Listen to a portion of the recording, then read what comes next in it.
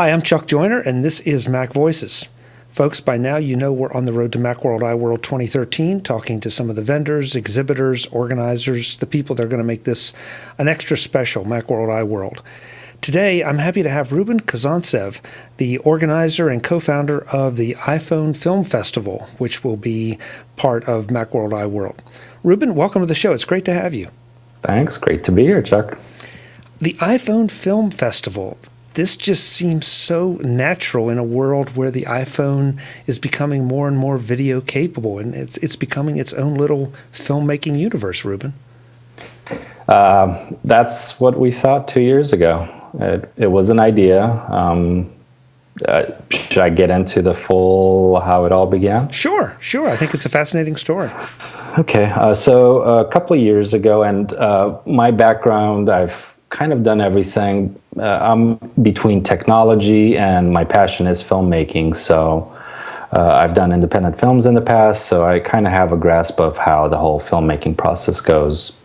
2 years ago, I typically on the weekends, I'll go on my cigar walks and I brainstorm ideas. I'll come up with some good ideas and some not so good. So I've done a lot of websites, a lot of new ideas turned into businesses. Some work, some don't.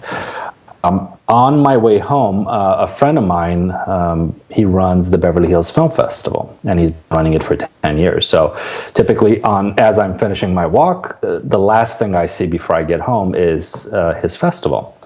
So I had my iPhone listening to my music. This light bulb just went, iPhone Film Festival, let's bring these two together. So of course I went home, and my fiance Renata Renew, who's my co-partner, I typically pitch a lot of ideas, and some she says, it's not such a great idea. She thought it was a great idea, but she said, number one, do we really have the time to do it? Because at that point we had a lot of other projects going, but the idea was so good that we didn't want to let it go. So I spent the entire night building the website. Once it was done, I was kind of nervous. I said, okay, we've got this great idea. Now, are we just going to get a handful of, amateur films of somebody filming their dog or cat, and that's all? Or are we going to get some decent, cinematography, storylines, and so forth? The first year, I was, Chuck, beyond blown away on what people are doing with a mobile phone. And that's what I look at it, It started with, I think, several films, one of which turned into series, which was Goldilocks. And the things that they had done with just a mobile phone blew me away. So that was, this is going to be our fourth award ceremony. So we've had already 4. So each time that we have one, we're like, okay, wow, this was great. We had some unbelievable films. Can we duplicate this again? So every year, the pressure gets bigger and bigger because people are noticing us. We were at Macworld last year, and we showed all our winners. So we kind of have this responsibility to bring good films. So that's where we were at. We're at a point where we're getting beyond amazing films. And if you haven't been to the iPhone Film Festival, go to it. Go to our site and just. I personally, a lot of times, get lost in on our own website. I've seen the films a million times, but I look at them and I keep on. Till this day, I get amazed. Like, this was all filmed on a mobile phone. People send text messages, and these guys are taking it to the extreme. So that's where it's at. Ruben, you have to ask, given the fact that it's the iPhone Film Festival, but you've referenced mobile phones a couple times. Is it limited to just iPhone video, or is it any cell phone mobile device video? So with our festival, we've limited it just to iPhones. Initially, when we started the first year, we had a handful of responses saying, well, we've got a Nokia, or we've got an Android, and why are you just limiting to iPhones? So we created another site, and we called it Smartphone FF, or Smartphone Film Festival. Initially, it was good. We had some really great submissions, but then it died out. The sense that I got, and it was like all the other mobile phones that are out there, they kind of got into, I don't want to even call it a gimmick because I don't think it's a gimmick. They got into, we want to make films, but I guess the iPhone owner or the iPhone, people who use iPhones are a little bit, I'm guessing, a little bit more creative because we're constantly getting films within iPhones. The Nokias were great at one point. Androids were great, but that's it. It stopped. So we kind of pulled the plug on the smartphone because running 2 festivals, it's very difficult. And to be able to get content, if we were not getting content, then it's not going anywhere. So to answer your question, it's strictly iPhone. So to be able to submit to our festival, it's got to be an Apple product. So an iPhone, an iPod, iPod Touch, I should say, iPad.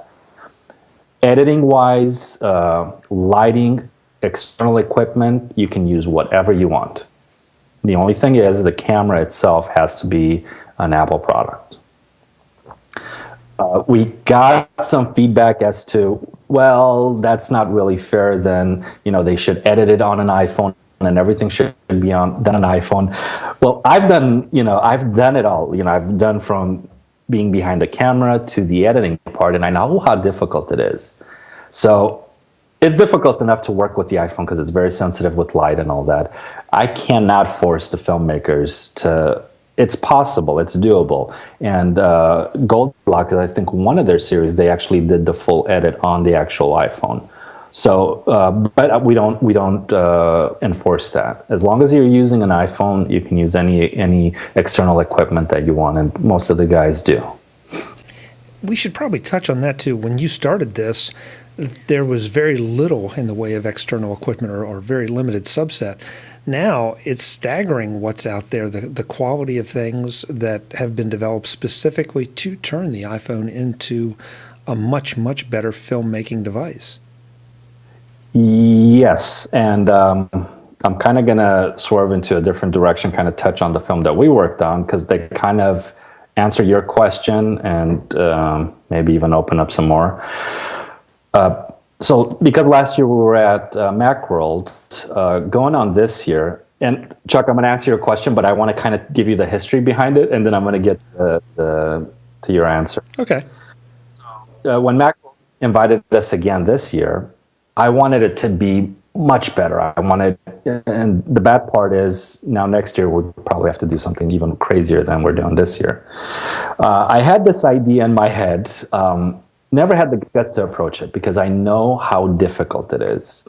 Again, the ideas come during my cigar walks and I get the idea and it's this light bulb goes up in my head. I personally had to think about it a few weeks before I even talked to my co-founder or co-partner.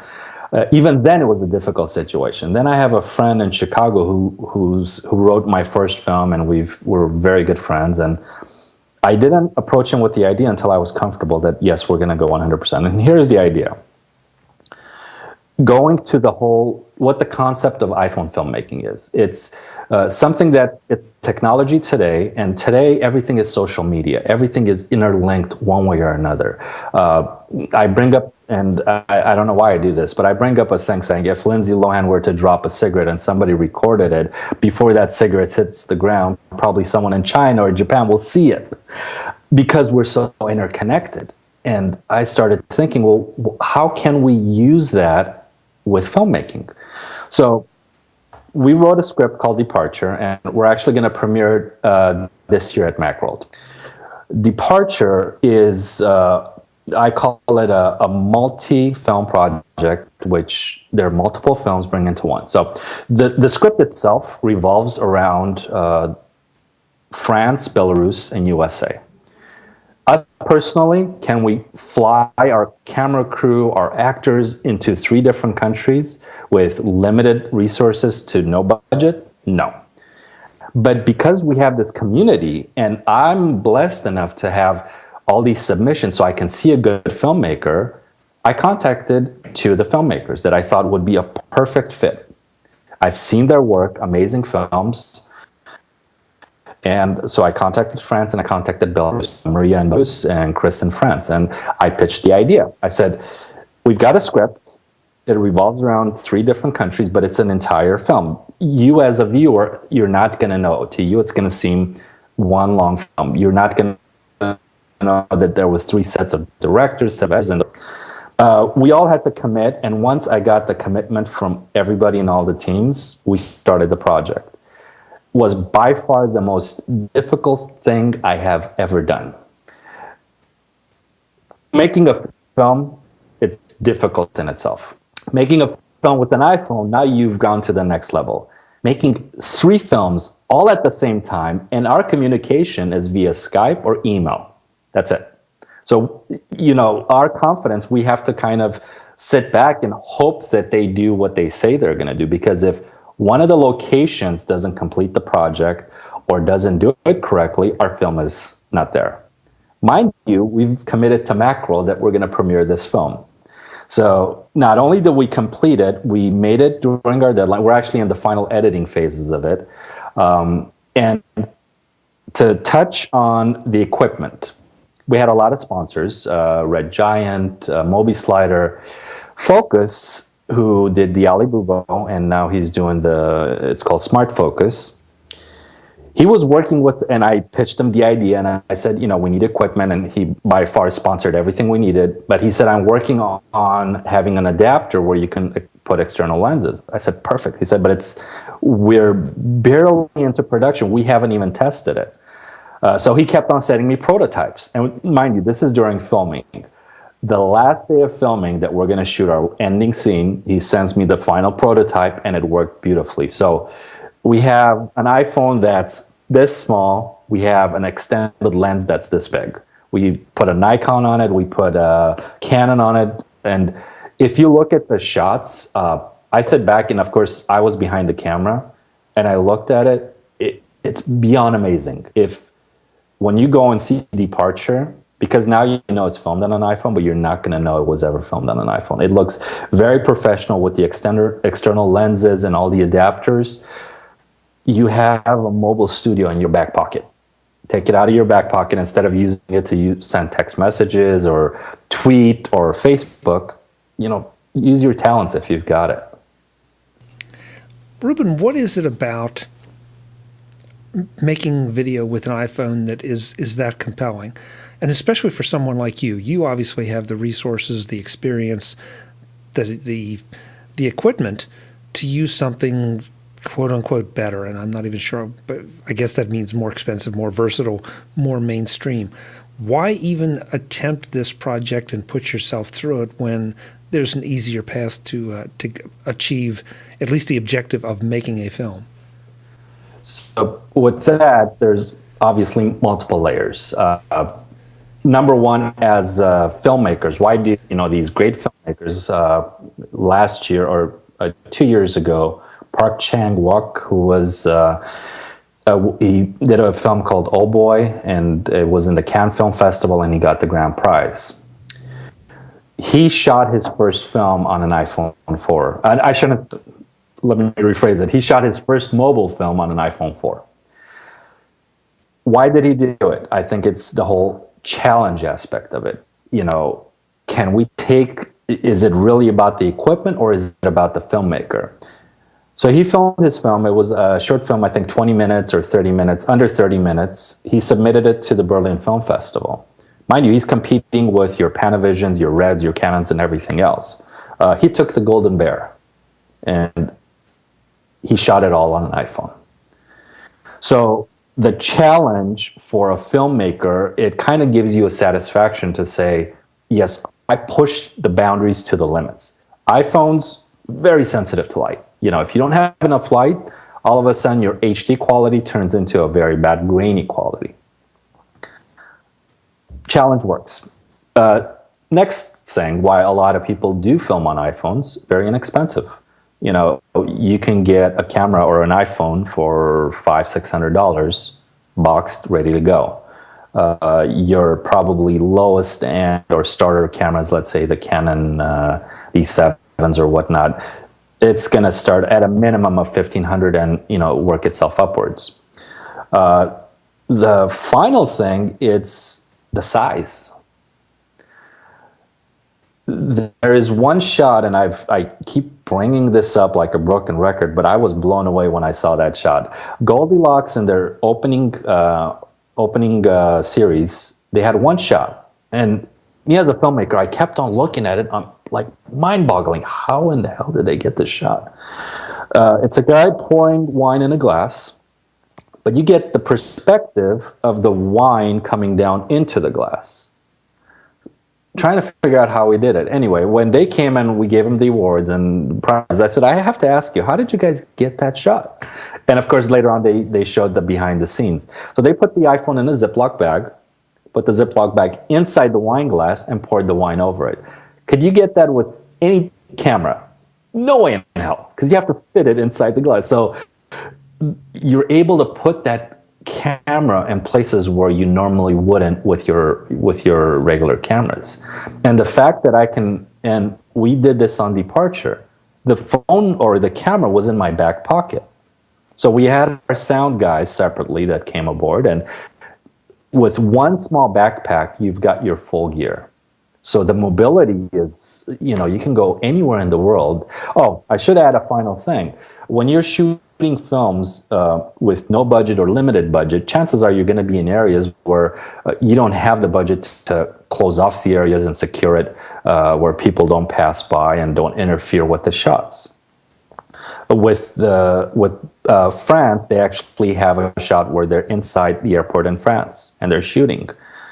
There's a lot of people in the background, actual people. But when it's an iPhone, they think, oh, it's just somebody filming with an iPhone, no big deal. But when it's a camera, you're going to get people's attention and they're going to come look at the camera or get in the way. So you can do things that you normally wouldn't have been able to do with a camera. And then finally, the talent actors, they're a little bit more comfortable when it's just an iPhone.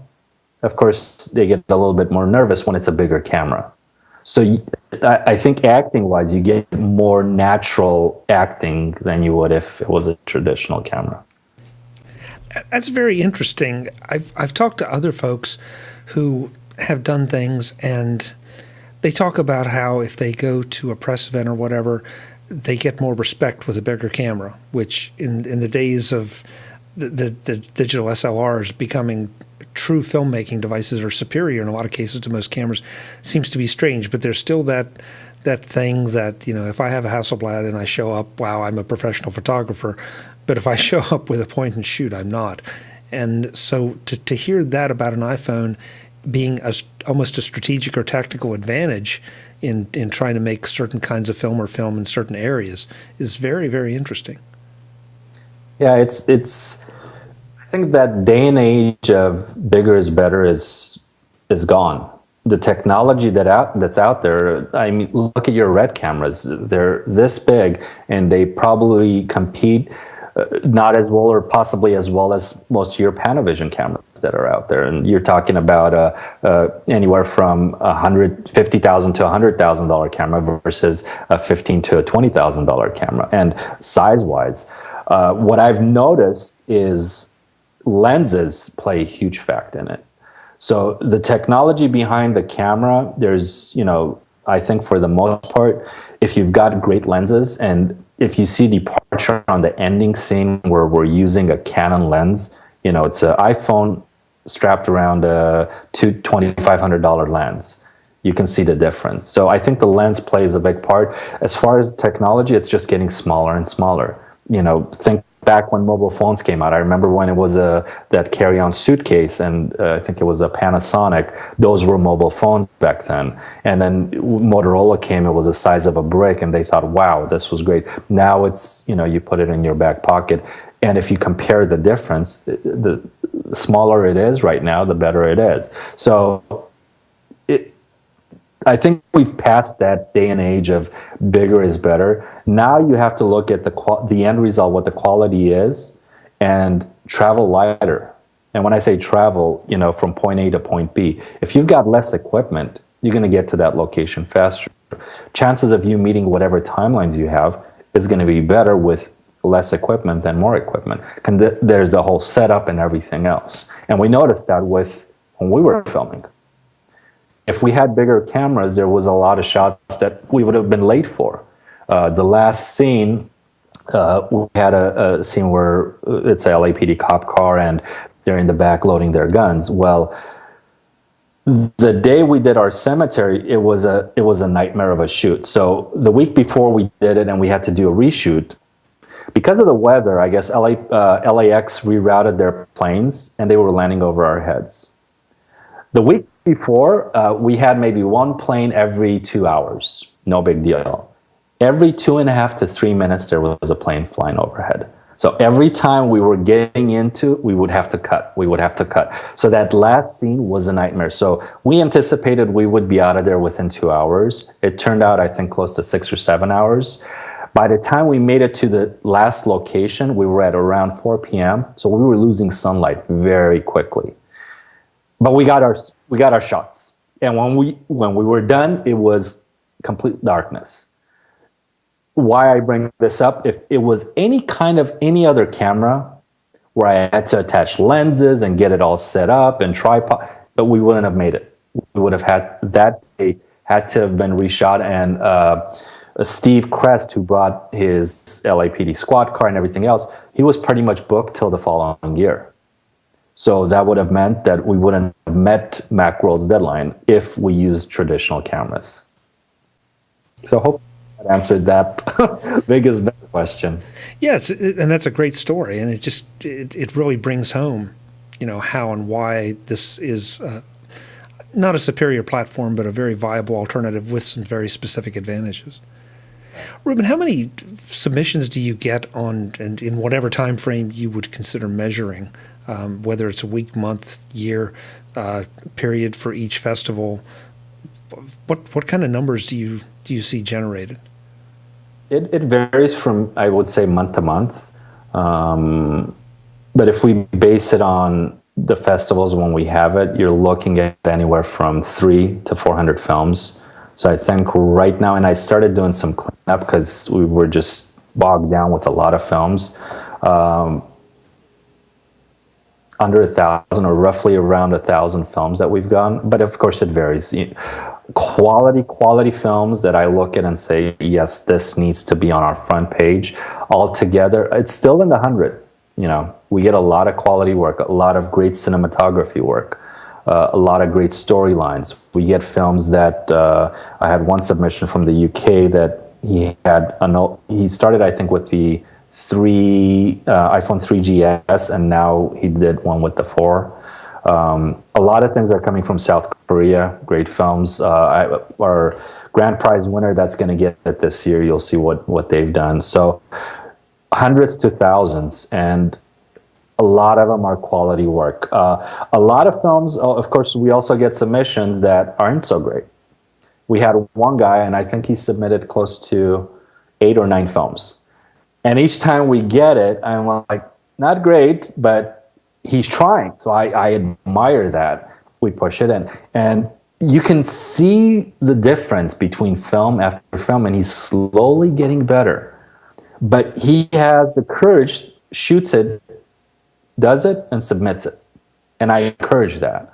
But he looks at our previous winners, and I could see on some of his techniques, he's learning. So it's kind of like, if you want to learn filmmaking, come and watch our films. And it helps out a lot of people. It's something I wanted to touch on. I'm glad you took us there. That this is not just an opportunity to see some interesting creativity. It's a fantastic way to learn, and learn from both experienced people and people like this gentleman who are experimenting and learning as they go along. That's the way you learn anything, is you have to start slow and make some mistakes, and hopefully over time your quality of your product, whatever it is, improves. We had one from Singapore, and the great thing about it is a lot of these guys who make their films, and I encourage to have behind the scenes, because I think behind the scenes is as important and sometimes even more important than the actual film. Sometimes the film may not be that great, but you look at the behind the scenes on how it was done, and you start having respect for the filmmaker and everybody who was involved. There was a film in Singapore, and the quality was not great because I think he used the 3GS. But when you saw the behind the scenes, he created like this shoulder mount just from pipes, regular metal pipes, and duct tape to get the phone wrapped around there. So whatever it took just to get the shot. So, and I respect that. I love that. I love it when filmmakers are creative enough to say, I can't afford that Steadicam, but there's a pipe laying on the floor. Let me make do with this. We had one that came from Hungary, same concept. They had rubber bands on this metal stick, and that was their Steadicam. So as new filmmakers come and they look at the film, they may say, well, that's great, but I can see they probably used a Steadicam and I can't afford that. But then you look at the behind the scenes and say, oh yeah, the Steadicam is actually just a pull rod and rubber band tied around it. So it's definitely a place where young filmmakers can learn. One other thing, I ask you about the number of submissions, but what kind of length are these videos? Do you have any requirements or guidelines, or is it just whatever it takes for the filmmaker to tell their story? Of course, we categorize them, whether it's a full length or I think our shorts are 3 to 6 minutes. Anything over that, we call it a feature film because it's an iPhone. The longest we've had was Rideshare, which I thought it was a pretty brilliant film. That one was over an hour and 15 minutes or so. And that film, the unfortunate thing is he submitted it, but because he was trying to get it into distribution, he just gave the password just for our judges to go through and watch the film, but he can't make it public. Of course, but he has trailers. So that one is, and mind you, I watched it a few times and I'm just blown away on how they did it. 3 people, they're ride sharing, and that's the name of the film. They get into this Prius, and I think they drive from East Coast to West Coast. But the person who's letting them use the car, basically the person wants the car to be transported from East Coast to the West Coast. The only, I guess, restrictions or contract that they have to do is each one has to have a mobile phone, and they constantly have to record each other. So this whole film is with 3 people with 3 phones constantly recording each other, talking, joking, anger, stopping off, and you get all these different perspectives of the different shots. It was a pretty amazing film. So I don't know if they got off on the distribution or not, and if they do, if you ever see Rideshare, by all means, it's really a fun film to watch. And that one goes over an hour. So we have films 30 seconds up towards an hour. Impressive. Let's take this to Macworld iWorld 2013. What exactly are you going to be doing at this year's event? This year's event, because our focus is going to be on the Departure project or the multi-film project, initially we're going to open up or start off with our winners for IFF4.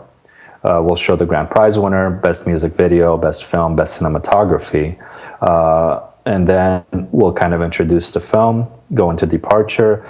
We were lucky enough, and I hope nothing changes. France, our filmmakers from France were not able to make it, but our filmmakers, the 2 girls from Belarus, the director and director of photography, they are going to be there. So after the film is done, we'll have questions and answers with the audience and the filmmakers. So kind of what we did last year, with the exception of last year, it was the filmmakers of the winners. So each winner from cinematography to music video, they had questions and answers. And it's a great way for anyone who's thinking of doing something like this to come out and watch it.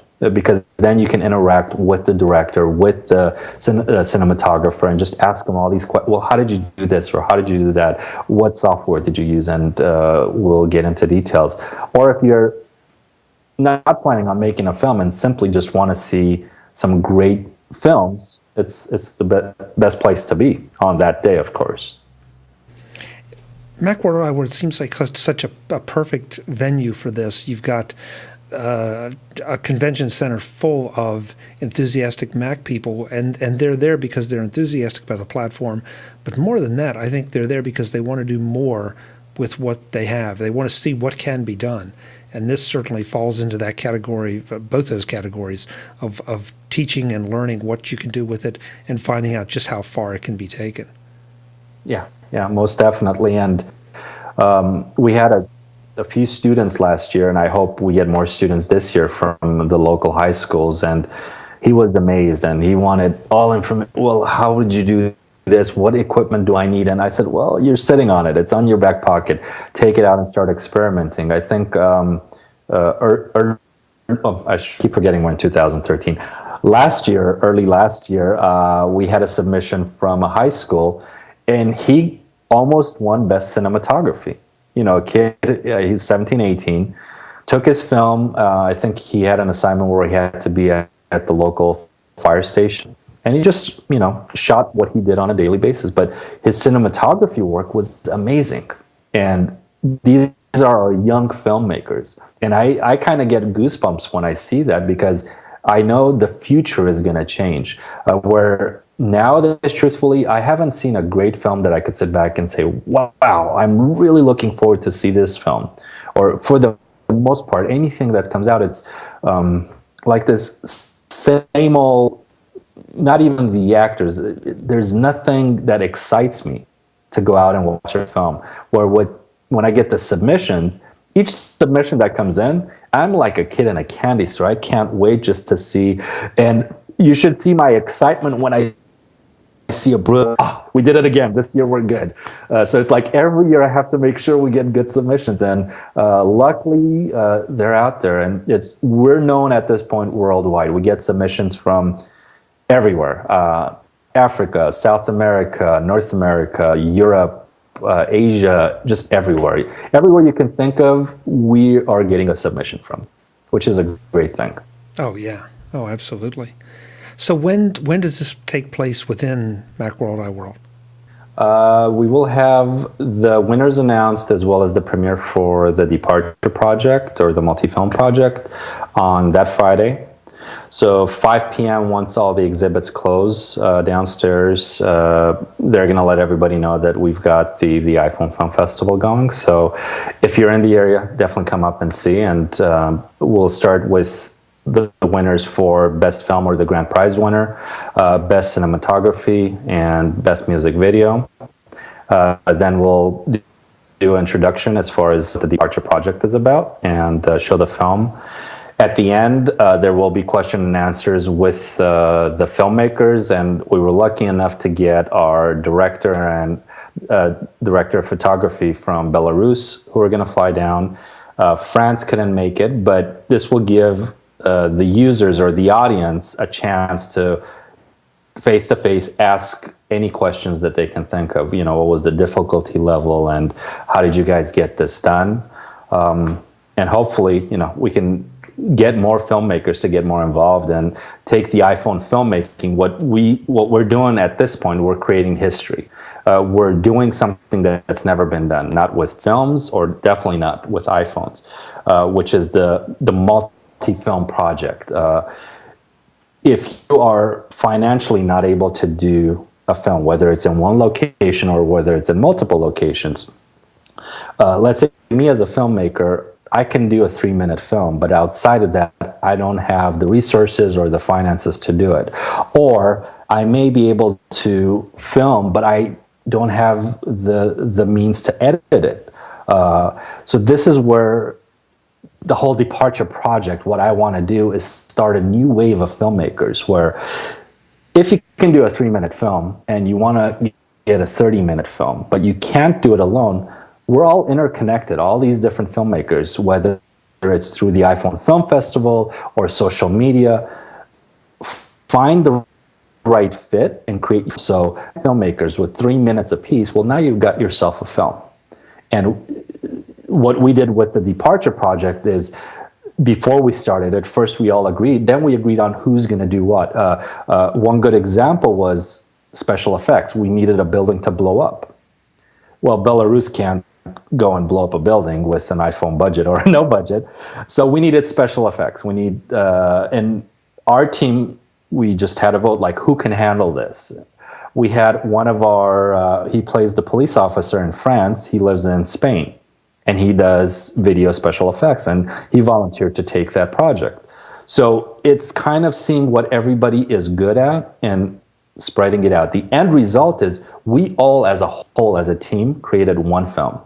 Individually, we would have never been able to do it, but as a team, and we formed this very, very strong bond. There was no egos involved. Everybody knew what they were doing, and when there was a weakness somewhere, we couldn't do it, we'd lean on the other teams. Can you take this part? Can you do that part? And that's what this multi-film project should be.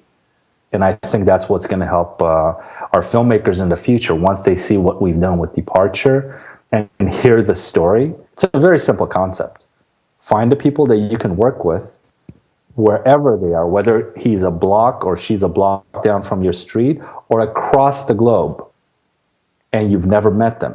There's so many ways to connect with emails and Skypes and tweeters and everything else.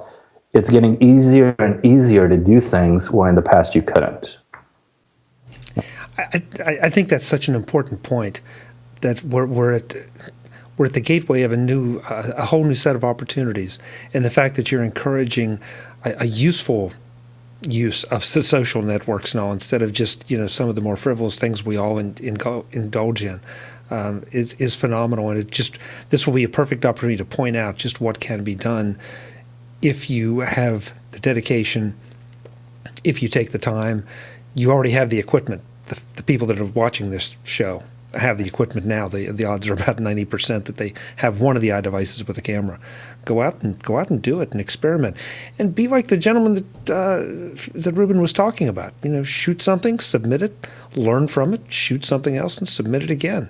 I think that may be one of the highlights of this discussion: the fact that while you're looking for the best of the best, you're encouraging those people who are just getting started. Right. And we don't say no to any films, by the way.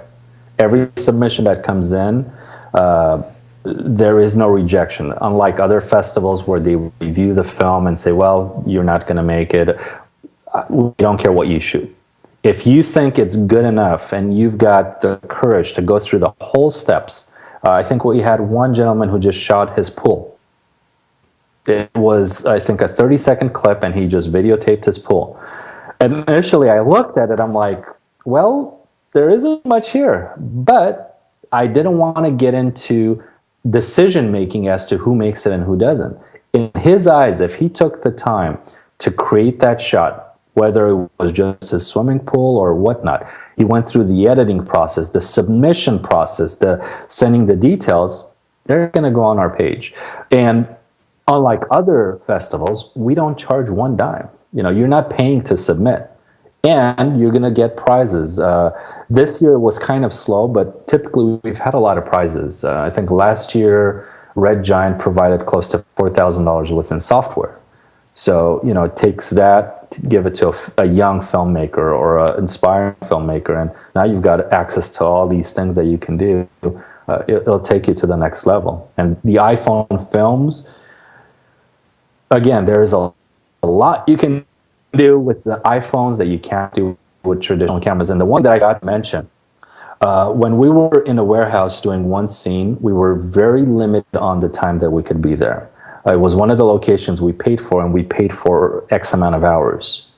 And there was no way we could do the shot. So battery life and hard drive space. My phone got full, and it's very easy to fill up a hard drive on an iPhone.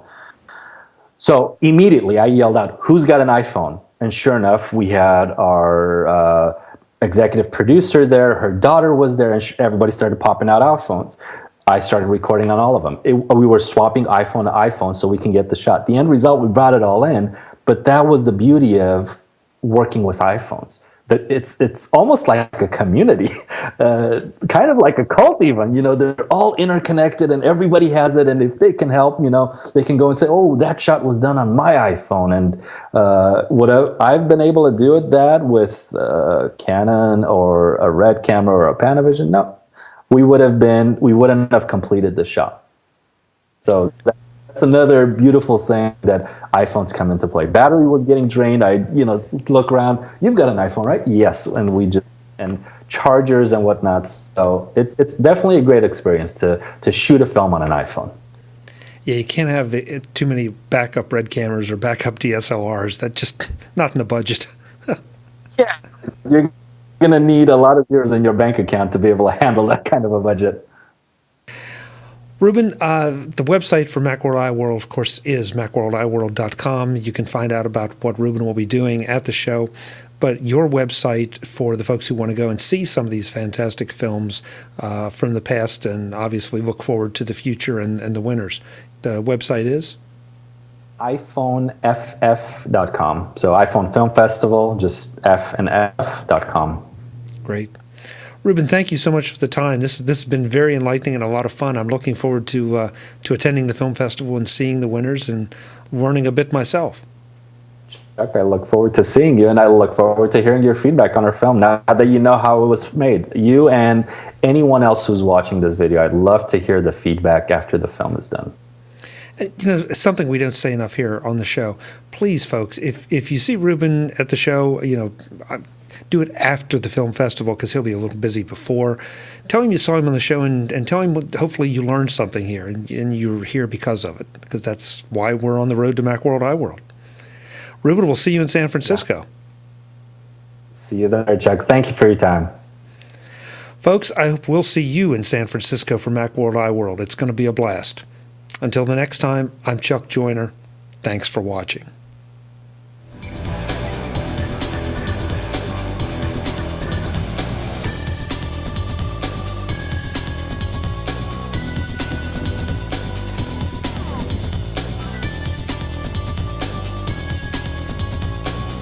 MacVoicesTV is part of the MacVoices Group at MacVoicesGroup.com. Advertising handled by Backbeat Media at BackbeatMedia.com.